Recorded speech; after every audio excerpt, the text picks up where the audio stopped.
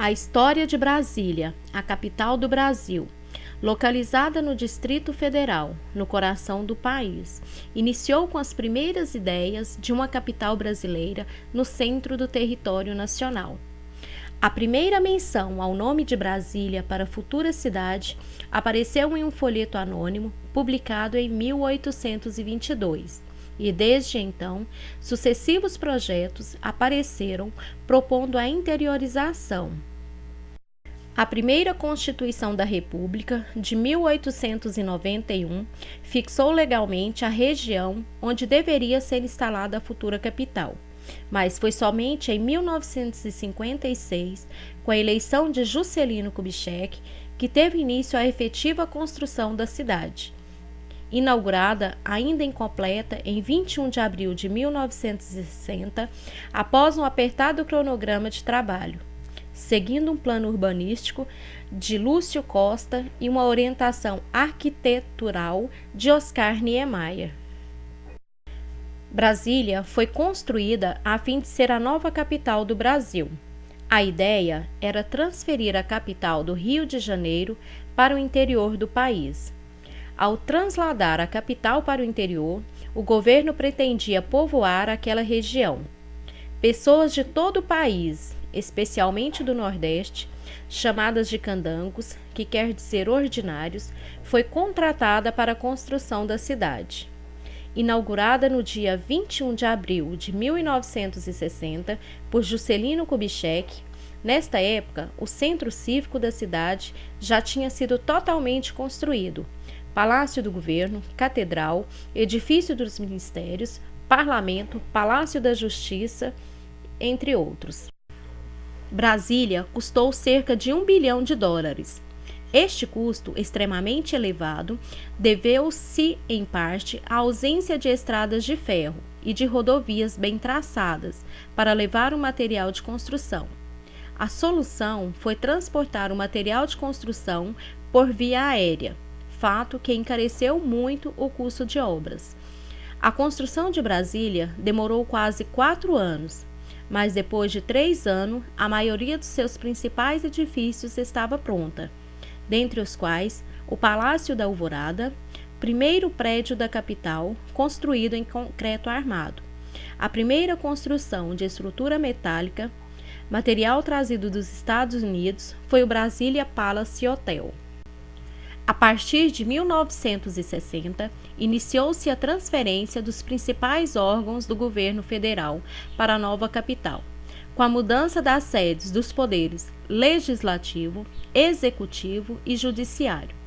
Lúcio Costa foi o principal urbanista da cidade. Oscar Niemeyer, amigo próximo de Lúcio, foi o principal arquiteto da maioria dos prédios públicos e Roberto Burle Marx foi o responsável pelo paisagismo. Kubitschek, que foi um governante de orientação socialista, reuniu um grupo de profissionais de uma mesma tendência política. Este grupo tentou desenvolver um modelo da cidade utópica, onde se pretendia eliminar as classes sociais. Por esse motivo, a cidade ficou conhecida como a capital da esperança, nome dado pelo escritor francês André Malraux. É claro que tal objetivo não foi cumprido, mas durante a construção da cidade foi uma realidade, visto que todos compartilhavam a mesma comida e os mesmos acampamentos. Apesar de inaugurada, Brasília não estava pronta. Nem todas as terras haviam sido desapropriadas e a regularização fundiária não havia sido concluída. Grande número de edifícios importantes ainda eram um esqueleto vazio. Outros sequer haviam saído do projeto, e a carência de habitações finalizadas obrigou a muitos órgãos administrativos instalados no Rio retardarem a sua transferência, em vista da impossibilidade de acomodar seus funcionários. As embaixadas também não puderam funcionar imediatamente. Algumas, porém, mandaram representantes provisórios, circunstância causada pelo fato de o próprio Itamaraty ainda estar no Rio, só mudando para Brasília em 1970. Na prática, por algum tempo, o Brasil teve 2 capitais. As obras continuaram pelo menos até a década de 1970, quando suas principais estruturas foram ultimadas. Mas a cidade nunca parou de crescer, e desde o início já ficara evidente que se deviam tomar medidas para a preservação do plano original. Sancionando-se em 1960 a Lei Santiago Dantas, a primeira lei orgânica do Distrito Federal, que obrigava qualquer modificação na cidade ser autorizada previamente pelo Senado, fixando um modelo urbano que se revelou socialmente excludente. A preocupação com a preservação do patrimônio histórico brasiliense surgiu desde a origem da cidade, pretendendo preservar o caráter político-administrativo e cultural de Brasília. Na década de 1970, um grupo de técnicos da hoje extinta Fundação Nacional Pró-Memória, junto com professores da Universidade de Brasília, iniciou uma discussão mais aprofundada de temas da memória e patrimônio que consideraram poucos estudados.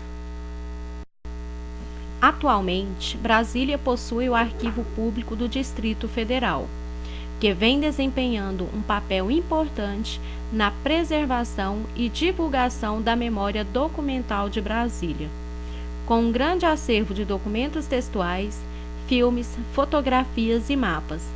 De especial interesse no acervo são os depoimentos gravados de pessoas que participaram da construção de Brasília, onde, não raro, se mesclam visões hegemônicas sobre o processo político do período, enaltecendo a figura de Juscelino, e outros que mostram Brasília como elo entre um passado de privações sofridas, principalmente no Nordeste, e um presente dignificado pela conquista do território.